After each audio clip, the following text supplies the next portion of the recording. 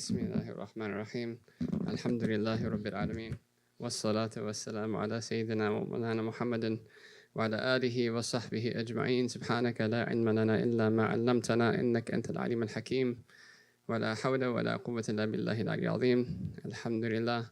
What a blessing again, once again to be here to sing the praise of the Prophet sallallahu alaihi wasallam, to bring our hearts to focus on Allah subhanahu wa ta'ala, to purify all the filth that we have put in our hearts throughout the week, to get a chance to run it through the washer machine, as Habib Hashim used to say, that the heart needs to be cleansed every now and then from the impurities of what we allow into our eyes, or the impurities of what we allow into our ears, the impurities that we allow to flow off of our tongues, that all of it has an effect on the heart. And one of the greatest things to renew that cleanliness of the hearts and to purify the hearts and to remove those things, as the Prophet ﷺ said, that everything rusts, right? That the hearts of the humans rust, just like the iron rusts. And he said, the companions asked, what is its jala? What is its, how do you polish it away? He said, dhikrullahi ta'ala, to remember Allah subhanahu wa ta'ala. And this is exactly what we've come to do.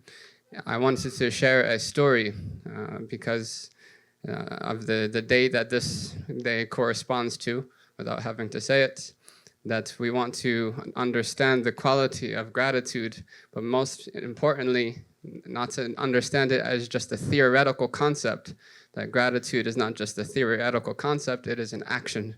It is an action of the heart. So one of the great grandchildren of the Prophet ﷺ, or actually he was raised in the house of the Prophet ﷺ, Zubayr ibn Awam, he had a child named Urwa.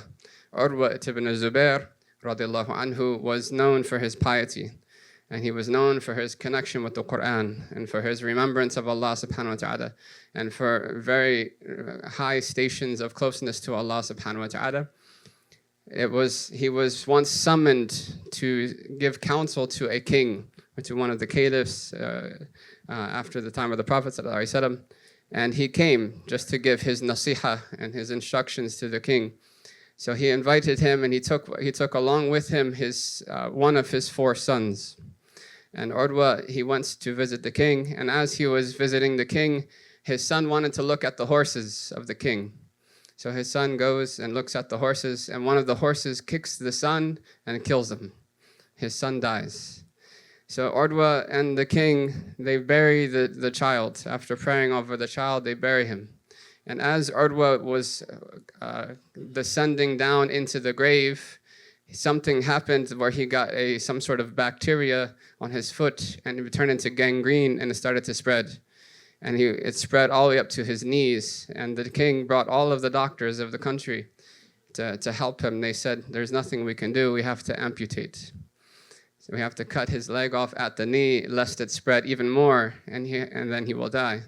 So Urwa was put on a surgery table, and they offered him some alcohol, right, as an anesthesia, I guess, of sorts.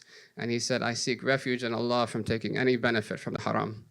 And he said, I'm going to remember Allah subhanahu wa ta'ala, and once you see that my state has changed, and that I have entered into the presence of my Lord subhanahu wa ta'ala, then cut the leg off.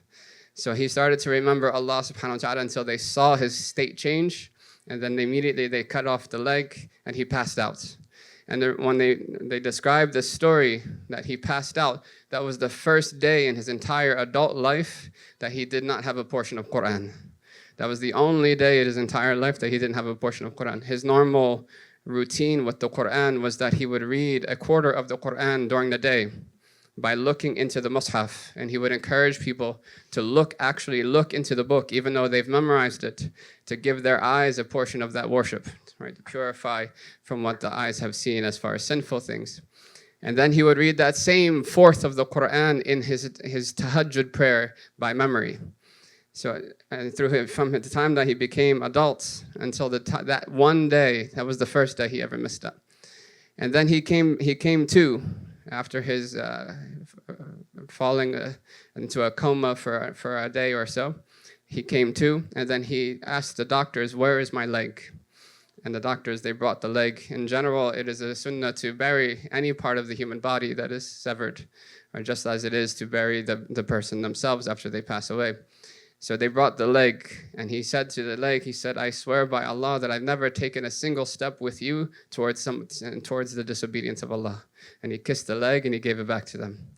And this is Urwa ibn Zubayr. So he comes back home now, and everyone is consoling him and consoling him. He lost his son and he lost his leg. And look at his commitment to Allah subhanahu wa ta'ala, his contentment with the decree of Allah. He said, Allah gave me 4 sons, and he took 1 and he left me with 3. He deserves great gratitude for that. He deserves my praise for that. And he gave me 4 limbs, and he took 1 and he left me 3. And he deserves gratitude for that. Most of the time, people are able to have contentment with the divine decree for things that are desirable.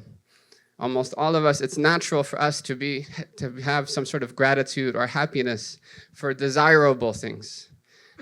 With one exception, that if we start to compare ourselves up with regards to worldly things, we will fall into discontentment with the decree of Allah.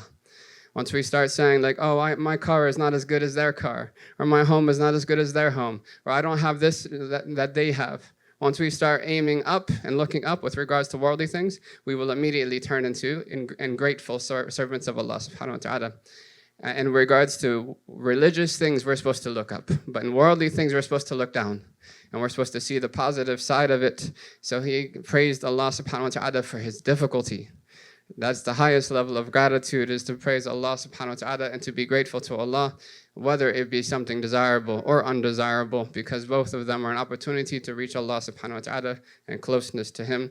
We ask Allah subhanahu wa ta'ala to give us a relationship with the Qur'an, to give us the quality of gratitude in our hearts, that we can be of those who are, as the Prophet said, أَفَلَا أَكُونُ عَبْدًا شُكُورًا, should I not be a grateful servant? So we ask Allah subhanahu wa ta'ala for that and all of its highest meanings. وَصَلَّى اللَّهُ عَلَى سَيِّدِنَا مُحَمَّدٍ وَعَلَى آلِهِ وَصَحْبِهِ وَسَلَّمَ.